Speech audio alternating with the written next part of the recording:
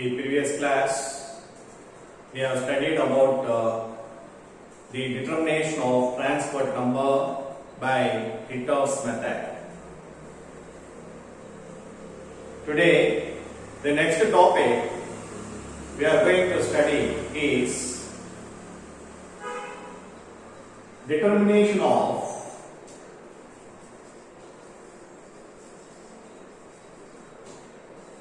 transport number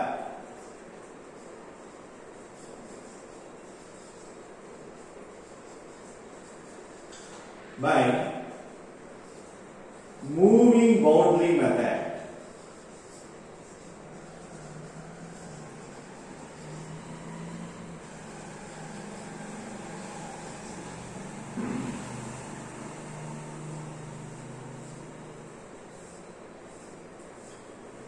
This is the second method of determination of transport number. First method we have seen in the last class, that is by Hittorf's method. This is also a very important method, that is moving boundary method. This moving boundary method is rest on the direct observation of migration of ions, okay, in the presence of electrical field. The principle may be explained with reference to the determination of transport number of H plus ions in hydrochloric acid. Now, the apparatus of a moving boundary method consists of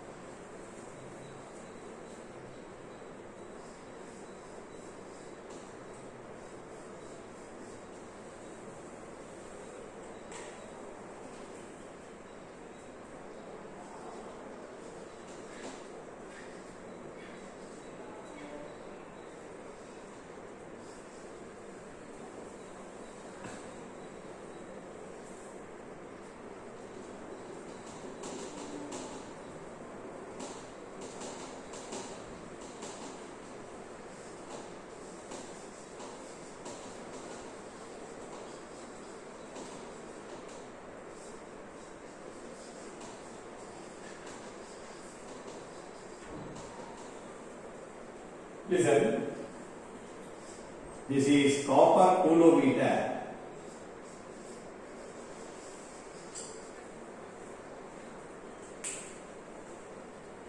This is the device used used to determine the transport number of H plus ions in hydrochloric acid. So this is the device, an electrical, this is the cell made up of glass with a uniform bore. It is filled with hydrochloric acid and calcium chloride solution. The electrolyte whose transport number is to be determined is called principal electrolyte, and we are using a reference electrolyte called indicator electrolyte, that is calcium chloride solution. The concentration of these two solutions are so adjusted that the hydrochloric acid floats over the cadmium chloride solution. That means the concentration of hydrochloric acid is less when compared to cadmium chloride.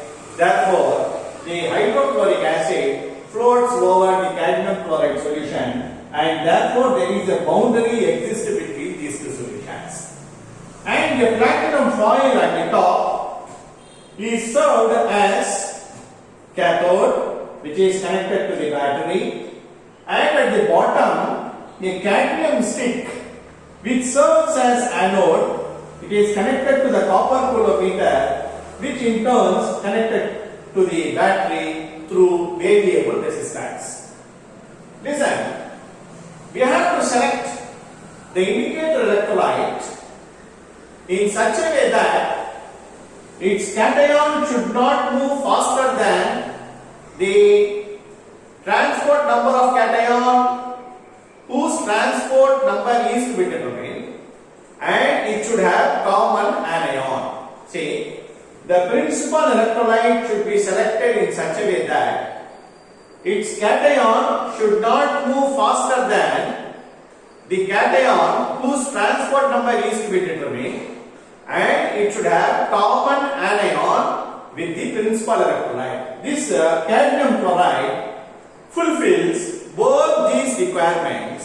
Therefore, cadmium chloride is selected as indicator electrolyte because this cadmium 2 plus ions moves slower than the H plus ions, and Cl minus ions is common with the anion of hydrochloric acid solution. Now, when a current is passed through this, okay, the boundary formed between these two electrolytes also moves because the chloride anions, okay, the Cl minus ions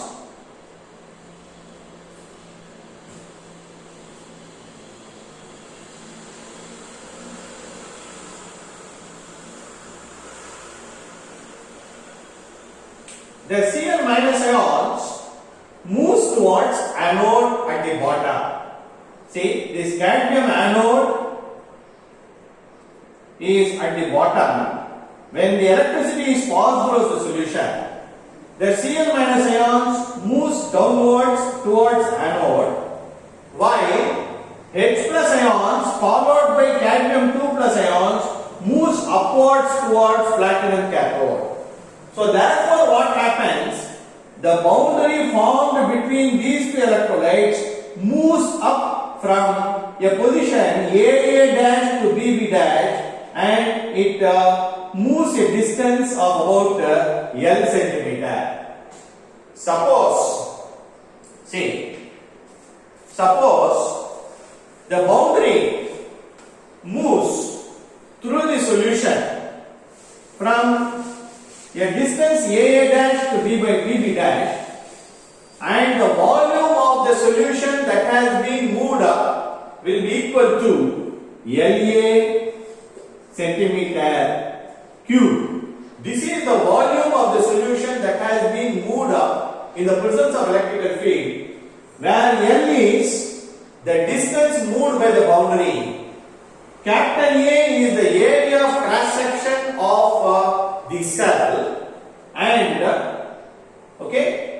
therefore the total volume of the solution that has been moved will be equal to LA centimeter cube. L, that is centimeter cube, because L unit is centimeter, the area of cross section is centimeter square, therefore La centimeter cube is the volume of the solution that has been moved up, okay, in the presence of electrical field.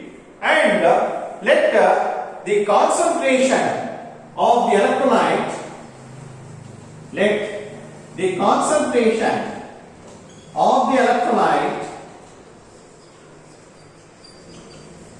is taken as C gram equivalents per liter. C gram equivalents per liter. Okay. Then the number of gram equivalents of H plus ions carried towards cathode. The number of H plus ions carried towards cathode is given as La into C divided by 1000. Okay, this is the total number, the number of H plus ions carried towards cathode will be equal to LAC divided by 1000. L is the distance moved by the boundary, A is the area of cross section of the cell, and C is the concentration of electrolyte in terms of gram equivalents per liter. See, listen. Since each gram equivalent carries 1 Faraday of electricity, then the total number of Faradays carried by H plus ions, that is the electricity carried by H plus ions, is given by electricity carried by H plus ions will be equal to LAC divided by 1000 Faradays. Okay. Then how to calculate the transport number of H plus ions? Since the total current flowing simultaneously through the copper coulometer is found to be Q coulombs. Okay. The total current flowing through the cell, the total current flows equal to Q, which is passing through the copper coulometer, which is calculated by deposition of the amount of copper, okay, in a copper coulometer, which is also included in the circuit. Therefore, finally we can write it as transport number of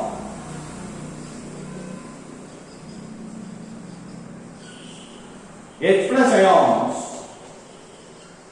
will be equal to LAC divided by 1000 into Q.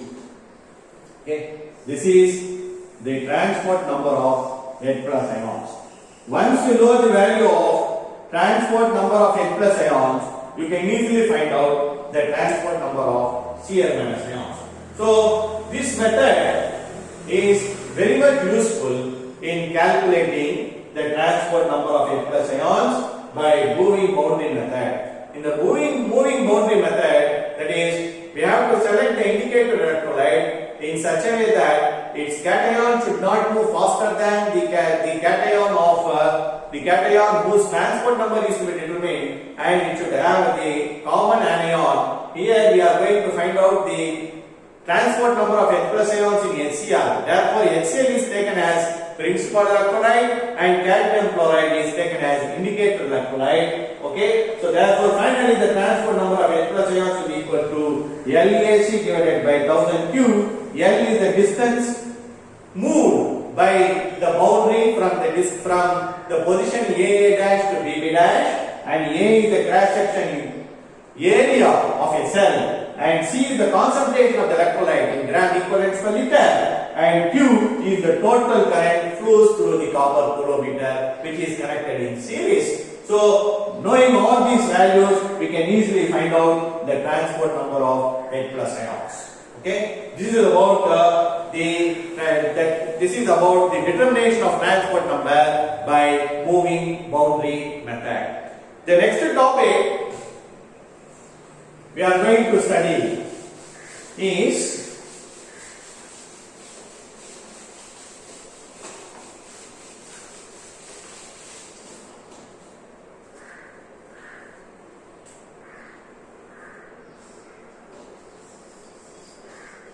effect of temperature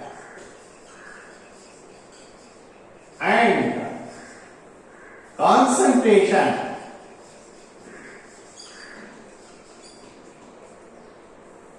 on ionic mobility and conductance.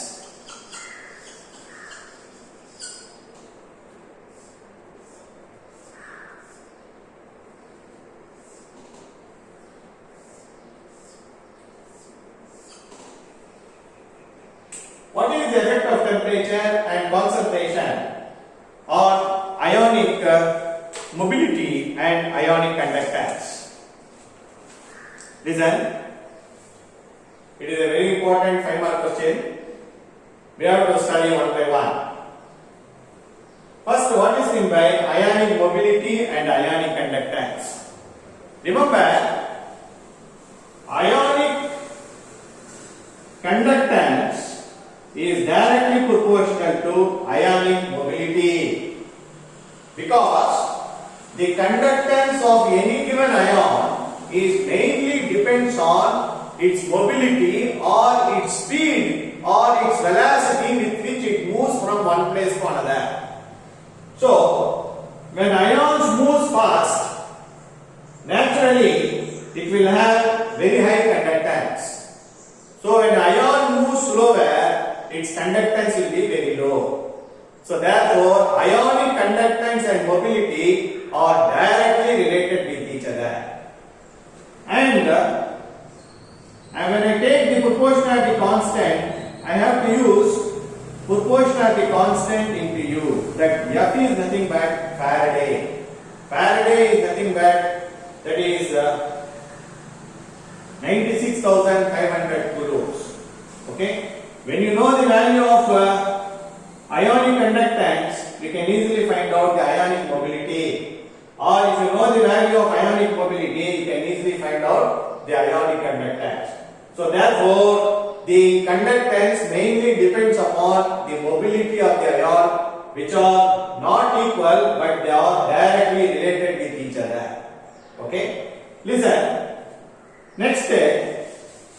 What is the effect of temperature and concentration? First, the effect of concentration.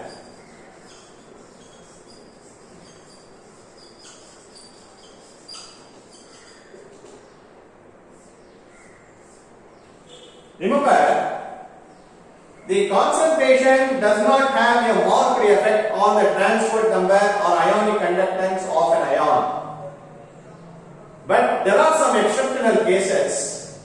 In some electrolyte, the ionic conductance decreases with increase in concentration. Because in some cases, due to formation of complex ions, in the case of cadmium iodide,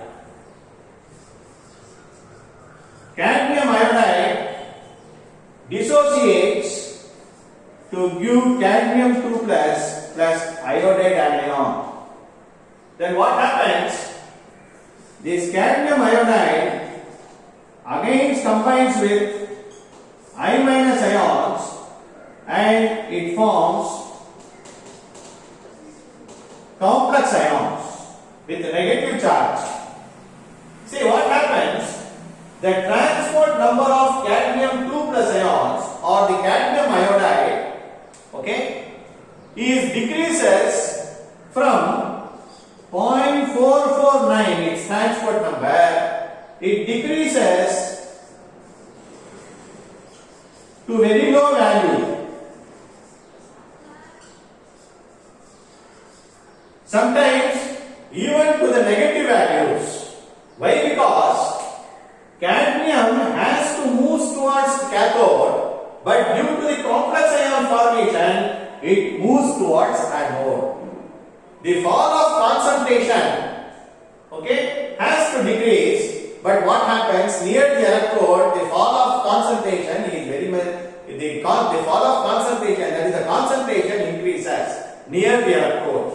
So therefore what happens, in some exceptional cases like cadmium iodide, due to complex ion formation, the fall of concentration around the anode does not decreases sharply. So therefore in such a cases, the what is called as the transport number or the conductance is decreases very much.